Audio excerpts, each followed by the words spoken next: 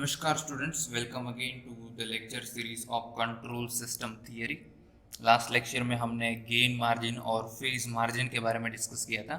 आज उसके रिगार्डिंग एक एग्जांपल सॉल्व करेंगे और बाद में जो नाइक्विस्ट प्लॉट का जो चैप्टर है उसको कंप्लीट करेंगे और नेक्स्ट लेक्चर से बॉर्डर प्लॉट स्टार्ट करेंगे। ठीक है, तो मैंने जो लास्ट लेक्चर में डिस्कस किया था उसको थोड़ा सा आपको बताना चाहता हूँ और बाद में हम इस एग्जांपल को सॉल्व करेंगे। एग्जांपल में हमें बोला है कि हमारा ओपन लूप ट्रांसफर फंक्शन है वो कुछ ऐसा है k divided by s into S plus two into S plus four. ठीक है, find the value of k such that my gain margin is 20 dB and phase margin, यहाँ पर pm prime minister नहीं है, pm is equal to sine 60 degree. ठीक है, so हमें पता है that whenever I am going to find the phase margin और whenever I am going to find gain margin, ठीक है, तो उसका इक्वेशन क्या है। तो फेज मार्जिन हम कैसे फाइंड करते हैं, तो लास्ट लेक्चर में मैंने बोला था that phase margin is nothing but 180 plus angle G J omega into H J omega. ठीक है, सो इस इक्वेशन की मदद से हम फाइंड करेंगे और यहाँ पर ओमेगा की वैल्यू क्या रहेगी, omega will be omega at gain crossover frequency, so GCF is nothing but gain crossover frequency। और गेन मार्जिन कैसे फाइंड करेंगे, तो अगर इन dB में बात करें तो dB में कैसे करेंगे, -20 log of 10 GH। ठीक है, अभी मैं GH लिख रहा हूँ, that will B G J omega H J omega, magnitude of G J omega H J omega. तो ये इक्वेशन दोनों हम यूज करेंगे फेज मार्जिन और गेन मार्जिन फाइंड करने के लिए। ठीक है, ये सब हमने लास्ट लेक्चर में डिस्कस किया था। अभी यहाँ पर तो हमें गेन मार्जिन और फेज मार्जिन पहले से दे दिया है, हमें बोला है कि इसकी की कौन सी वैल्यू के लिए ये हमें मिलने वाला है। ठीक है, एक और चीज जो आपको याद रखनी होगी कि भाई फेज मार्जिन हम कब फाइंड करते हैं, कि जब हमारा जब जी एच लिख रहा हूँ जे ओमेगा यहाँ पर है ऐसा मान लीजिए, when G H is equal to 1 है तब हम फाइंड कर रहे हैं फेज मार्जिन, और जब गेन मार्जिन फाइंड कर रहे हैं तब हमें याद रखना है that my G J omega angle of G and H J omega is equal to -π और we can say -180 degree, both will be same. ठीक है, सो ये दोनों चीज़ हमें याद रखनी है। ओके, सो गेन मार्जिन के समय ये याद रखना है और फेज मार्जिन के समय, सॉरी अपोजिट हो गया, लेकिन ये दोनों चीज़ आपको याद रखनी है। अब एग्जाम्पल के बारे में बात करते हैं। सबसे पहले आपको बोला है कि भाई गेन मार्जिन की वैल्यू क्या है, 20 dB। ठीक है, डेसिबल में आपको दिया है, सो ये वाला इक्वेशन हम यूज करेंगे, वरना क्या आता, gain margin is equal to 1 divided by magnitude of G H at omega is equal to phase cross over frequency. तो मैं यहाँ पर लिखने को भूल गया, लेकिन ये कौन सा आएगा, omega is equal to omega PCF, that is phase cross over frequency. ठीक है, तो ये दो चीज़ आपको ध्यान में रखनी होगी। जब हम फेज मार्जिन फाइंड करते हैं तब यहाँ पर आएगी GCF, it means gain cross over frequency, और गेन मार्जिन के समय आएगी फेज क्रॉस ओवर फ्रीक्वेंसी। अब ये क्यों आएगी वो हमने ऑलरेडी डिस्कस किया है। अब सबसे पहले फाइंड करते हैं कि भाई जब हमारे पास GM is equal to 20 dB है तब K की वैल्यू क्या रहेगी, तो ये वाला इक्वेशंस हम यूज करेंगे अभी। ठीक है, तो हमें पता है, हमें सबसे पहले कैलकुलेट करना पड़ेगा कि भाई हमारा PCF क्या है। ठीक है, क्योंकि हमारे पास GM की वैल्यू तो है, ये वैल्यू हमें दी है। अगर हमने omega is equal to PCF तो ओमेगा की वैल्यू फाइंड कर ली तो हमें मिल जाएगा, क्योंकि यहाँ पर हम रख देंगे और हमें K की वैल्यू मिल जाएगी। ठीक है, क्योंकि यहाँ पर आएगा मैग्नीट्यूड ऑफ GH। करते हैं अभी। ठीक है, सबसे पहले फाइंड करते हैं ये इक्वेशन जो हमारा है, G J omega into H J omega is equal to -π। ठीक है, तो हमें फाइंड करना होगा कि भाई हमारा जो ट्रांसफर फंक्शन है उसका एंगल। ठीक है, तो एंगल फाइंड कीजिए यहाँ पर, तो कोई ज़ीरो तो है नहीं यहाँ पर, तो ज़ीरो की टेंशन नहीं लेनी है। हमारे पास पोल है, एक ओरिजिन पर है, एक s+2 है और एक s+4 है। ठीक है, तो इसका एंगल आएगा, क्या आएगा, π/2, लेकिन डिनोमिनेटर पे है, न्यूमरेटर पे ले जाएंगे तो -π/2 हो जाएगा। सेम इसका भी एंगल क्या आएगा, tan inverse ω/2 minus tan inverse ω/4। ठीक है, इजी है, और इज इक्वल टू -π तो है ही। ओके, तो अब क्या करेंगे, -π/2 को राइट हैंड साइड में ले जाएंगे तो -π/2 +π/2 हो जाएगा, और -π/2 sorry minus pi plus pi by two, that will be minus pi by to.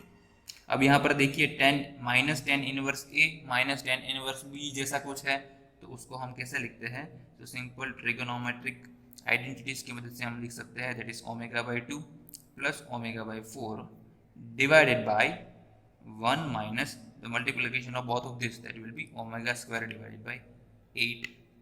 Okay, तो इसको हमें अभी सोल्व करना है। सो अब दोनों साइड हम 10, इसका 10 फाइंड करते हैं, इसका भी 10 फाइंड करते हैं, तो 10 of 10 inverse will be nothing but one only this term will be there. Okay, so उस केस में हम लिखेंगे that 3 omega by 4 divided by, अब इसको 8 minus omega square divided by 8 लिख सकते हैं, और 10 पाई बाई 2 की वैल्यू क्या रहेगी, 10 पाई बाई 2 की वैल्यू रहेगी 0। ठीक है, माइनस से मल्टीप्लाई कर देंगे तो माइनस साइन भी हट जाएगा। ओके, तो ऐसा कुछ इक्वेशन हमारे पास आ रहा है। अब इस वाले टर्म की वैल्यू 0 कब रहेगी, ठीक है, तो इसको हमें फाइंड करना पड़ेगा कि इसकी वैल्यू 0 कब रहेगी, जब इसकी वैल्यू, सॉरी 10 पाई बाई 2 तो हो गया हमारा infinity, sorry that is my mistake, 10 pi by 2 की वैल्यू इनफाइनाइट रहेगी। और ये इनफाइनाइट कब रहेगा, जब निचली जो टर्म है वो 0 हो जाएगी। इसका मतलब 8 minus omega square divided by 8 जब 0 हो जाएगा तब ये इनफाइनाइट होगा। इसका मतलब क्या हुआ, omega square is equal to, मैं क्या लिखूंगा 8, ओके, और ओमेगा इज इक्वल टू क्या होगा √8, और √8 की वैल्यू होती है 2.28, और इसका यूनिट क्या रहेगा रेडियन पर सेकेंड। ठीक है, तो ये ओमेगा की वैल्यू मिली, वो है फेज क्रॉस ओवर फ्रीक्वेंसी। ठीक है, इतनी वैल्यू पर हमारा जो नाइक्विस्ट प्लॉट है वो फेज क्रॉस ओवर फ्रीक्वेंसी बनेगा। ठीक है, इसी फेज क्रॉस ओवर फ्रीक्वेंसी पे हमें गेन मार्जिन की वैल्यू फाइंड करनी है।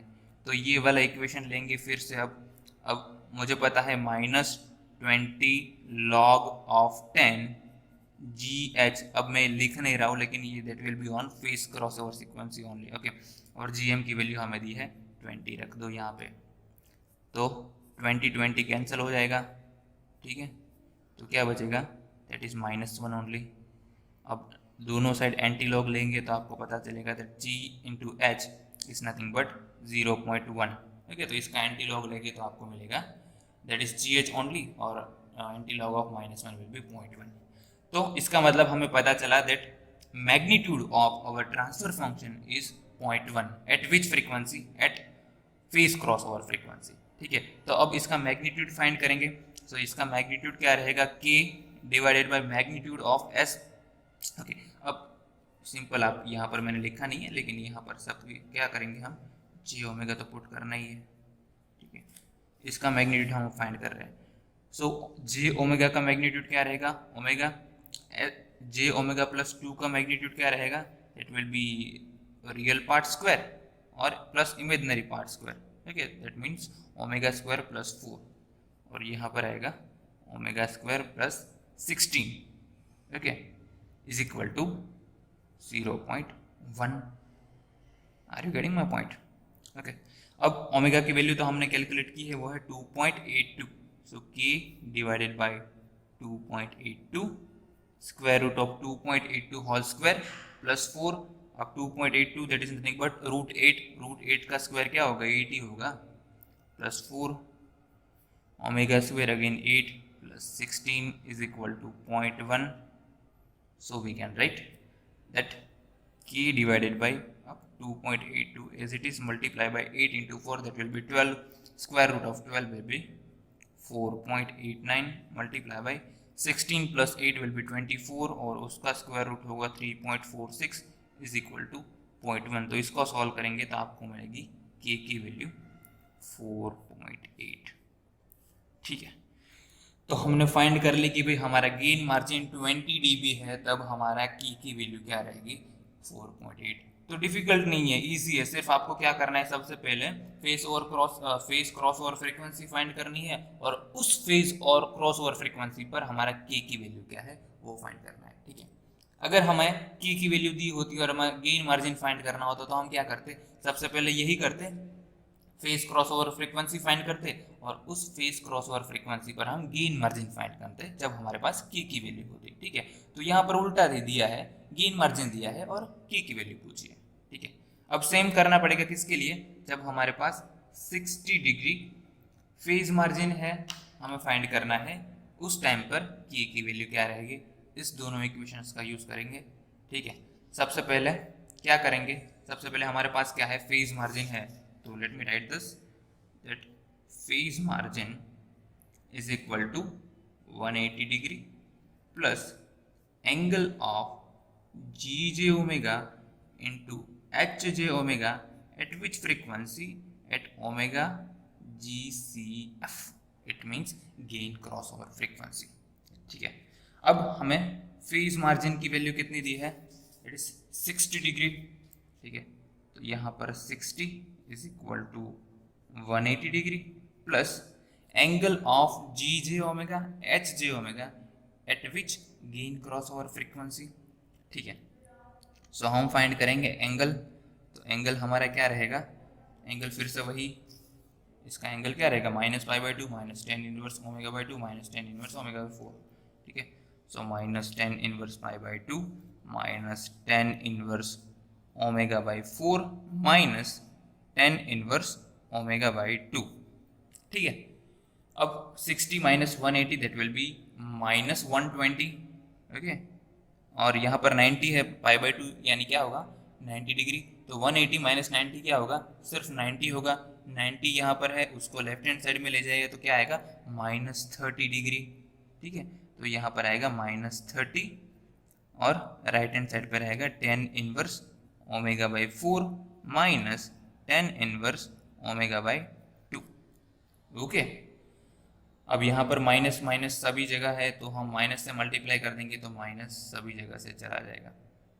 ठीक है, अब फिर क्या करेंगे, टेन इनवर्स, इसको मैं लिख सकता हूँ that is ten inverse of, again same thing, so फिर से नहीं लिख रहा हूँ, यहाँ पर हमारे पास ऑलरेडी था, दैट इज ओमेगा/2 प्लस ओमेगा/4 divided by 1 minus omega square divided by 8।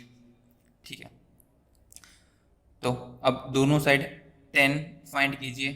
ठीक है, तो इसका क्या आएगा 1/√3 दैट इज 10 30, इट इज 1/√3। ठीक है, और यहाँ पर क्या बचेगा, यहाँ पर इसका जो सॉल्यूशन फाइंड करेंगे तो 3 ओमेगा/4 divided by 1 minus omega square divided by 8। Okay, और इसका सॉल्यूशन फाइंड करेंगे तो हमें मिलेगा that implies 1 divided by √3 is equal to, so we can write 3 omega/4 multiply by 8 minus omega square, वो डिनोमिनेटर पर रहेगा और जो 8 है वो ऊपर चला जाएगा, तो क्या रहेगा 8 माइनस ओमेगा स्क्वायर। ठीक है, it is 4 into 2 8। okay, so that will be cancel out, so I can write now this 3 omega into 2 that is 6 omega divided by 8 minus omega square. Okay, so इसको थोड़ा simplify करेंगे तो 8 omega 8 minus omega square divided by multiply by 1 will be 8 minus omega square is equal to √3 into 6 omega, that will be 6 √3 omega. Okay, so इस equation को मैं लिखूंगा that is omega square, अब minus से multiply कर दो और इसको राइट हैंड साइड पे ले जाओ तो हम लिखेंगे omega square plus 6 √3 omega minus 8 is equal to 0। तो ये इक्वेशन का जब रूट फाइंड करेंगे तो हमें ओमेगा की वैल्यूज मिलेगी। ठीक है, ये क्वाड्रेटिक इक्वेशन है, उसका रूट फाइंड करेंगे तो ओमेगा की वैल्यू मिलेगी। अभी मैं वो फाइंड नहीं कर रहा हूँ, आप इजीली कर सकते हो। ओके, सिर्फ आपको करना होगा -b प्लस और minus B square minus 4ac/2a।